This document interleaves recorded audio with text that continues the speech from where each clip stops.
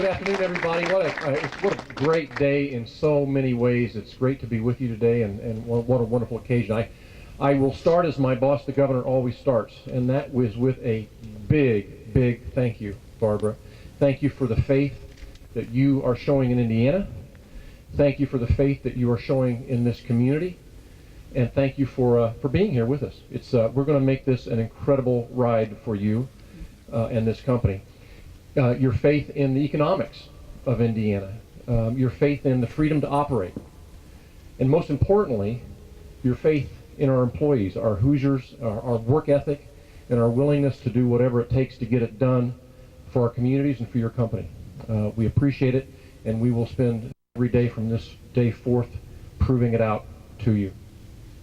I don't know if any of you saw it, but there was some kind of exciting news that came out a couple weeks ago in CEO Magazine. CEO Magazine is a journal that most of the business leaders around the country and in fact around the world read to learn from one another best practices. They do a ranking of states every year, a ranking to try to demonstrate which states are the most business friendly.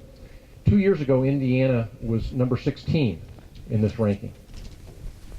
Last year, Indiana was number 6 in this ranking. The past ranking that came out literally weeks ago, we moved to number 5. A lot of the reason for that move to number 5, as cited by the CEOs, the 500 CEOs that talked about and ranked these states, was because of Hoosiers and Hoosier work ethic. The workforce and the qualifications of the workforce that reside here in Indiana was one of the reasons that propelled. About half of these folks were filling this survey out before they even learned that Indiana had recently become the 23rd right-to-work state, along with Texas. Well, you know, from my perspective, there are a lot of really good reasons, but there are 3 incredible messages to the announcement that we're having today.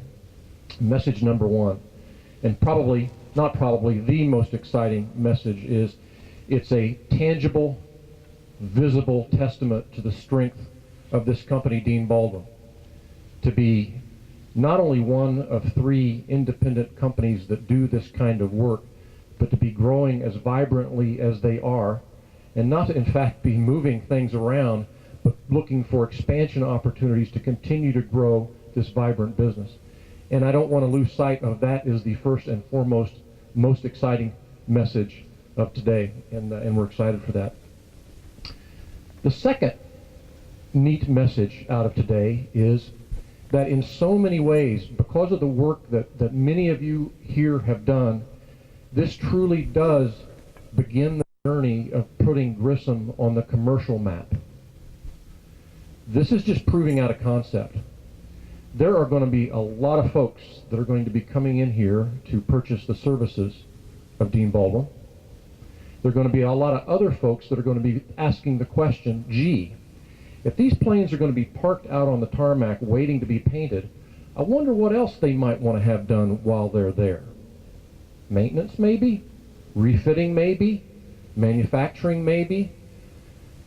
It's to the good of everyone to use this message as a message to the rest of the aircraft community to demonstrate that, you know what, there are more things that can be done here, and in fact some pretty significant cross-selling of services while you are here. And so trust us, we will be going into full tilt boogie to try to find those kinds of companies that see this model now as viable, as forthright, and as virtuous, and try to make that happen here. It ought to happen here, it deserves to happen here, and we won't stop until it does. And number 3, another interesting part.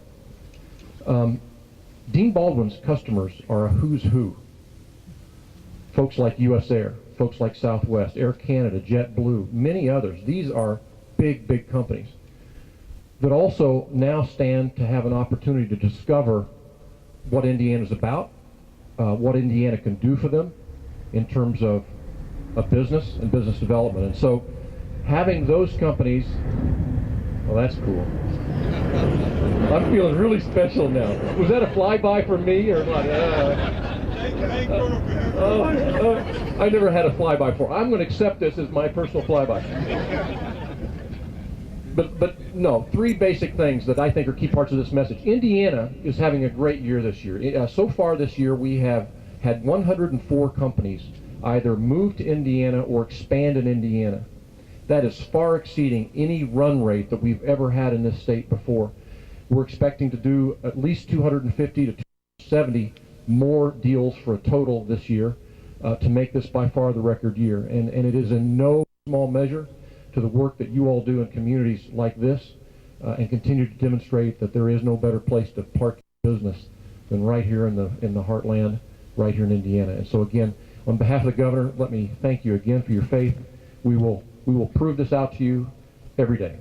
Thank you, Barbara.